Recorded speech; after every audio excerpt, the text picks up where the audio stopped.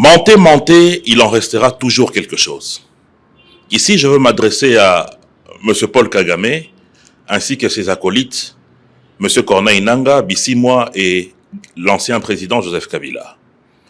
Cette histoire de drone qui a frappé Goma, aujourd'hui, les vérités sont en train de s'enchaîner. Les plus grands spécialistes de criminologie vont vous dire que la question fondamentale que l'on se pose, c'est le mobile du crime. À qui profite le crime? Quel est aujourd'hui l'avantage que tirerait Kinshasa d'envoyer un drone là où les civils habitent pour en tuer finalement 3, dont une fonctionnaire de l'UNICEF de nationalité française?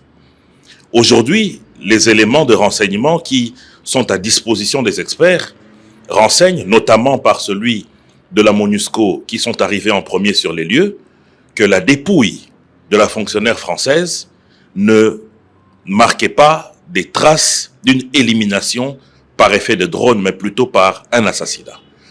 Et aujourd'hui, il est démontré qu'il y a eu des patrouilles mixtes, des jeeps militaires venus de Kigali qui ont encerclé la maison de la dame déjà dans la nuit.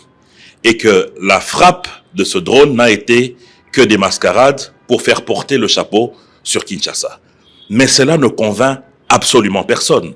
Parce que si réellement Kinshasa avait envoyé un drone à ce lieu-là, ça signifie que c'était un lieu à danger.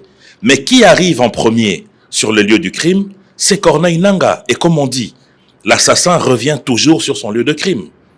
Et donc, le modus operandi de Kigali, qui a toujours été de faire porter les boucs émissaires à d'autres, je pille à Kinshasa, je pille en RDC les minerais, mais j'accuse les FDLR, et cette fois encore, on élimine une fonctionnaire française et on accuse Kinshasa. Pourquoi en réalité?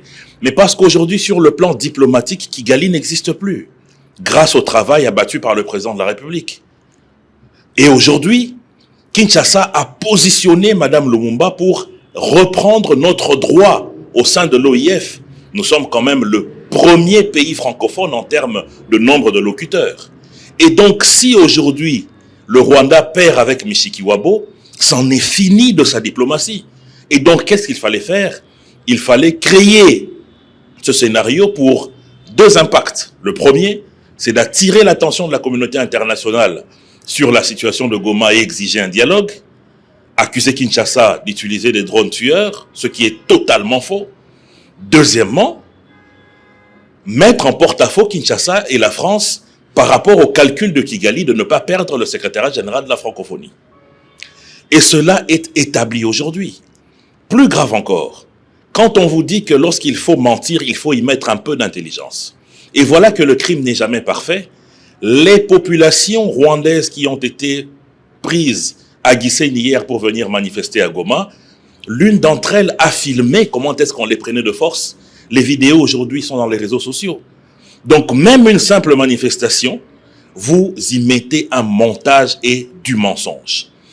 Et vous vous étonnez du silence de la communauté internationale, mais parce qu'aujourd'hui, les éléments qui sont à charge contre l'AFCM 23 et Kigali sont tellement flagrants qu'il n'y a plus de doute sur les vrais commanditaires de ce qui s'est passé à Goma.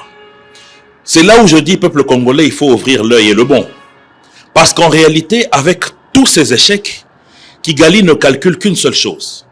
C'est atteindre le cœur du pouvoir de la RDC, c'est-à-dire Kinshasa, les institutions, dont la première d'entre elles, le président de la République. C'est pour cela que vous allez vous rendre compte que à chaque fois qu'il y a un service qui fait un bon travail, ce service est vilipendé.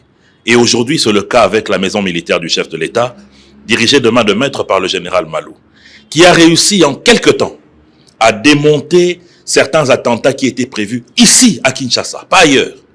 Le cas le plus flagrant est celui de notre frère Jacques Ndala, qui aujourd'hui, sur qui pèsent des soupçons avérés de collaboration et de collusion avec l'ennemi, de l'argent mis à disposition, une somme de 50 000 $, pour recruter une équipe de terroristes et attenter à la vie du chef de l'État, notamment à son cortège au passage au niveau du pont Djili.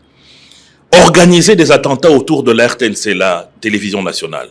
Et pire pire encore, utiliser certains réseaux pour mettre le chaos ici à Kinshasa. Et aujourd'hui, les gens disent la maison militaire ne peut pas agir ainsi. Mais ces ONG oublient que la maison militaire a le pouvoir d'interpeller des individus qui mettent à mal la vie, la position de l'institution président de la République, en collaboration bien sûr avec la justice, qu'elle soit militaire ou civile. Mais l'interpellation, c'est de bon droit. Donc ici, mes chers compatriotes, il est très important que nous puissions comprendre que le jeu de Kigali qui a duré depuis 30 ans est en train d'arriver à sa fin. Parce que vous allez voir, les chiffres ne trompent pas.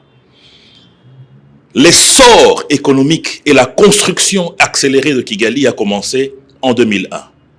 Et vous allez observer par les chiffres qu'à partir de 2020, cela s'est arrêté.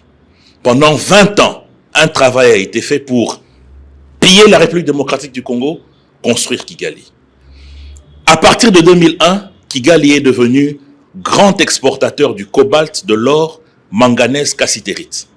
Mais cette flèche en courbe montante s'est arrêtée net en 2020.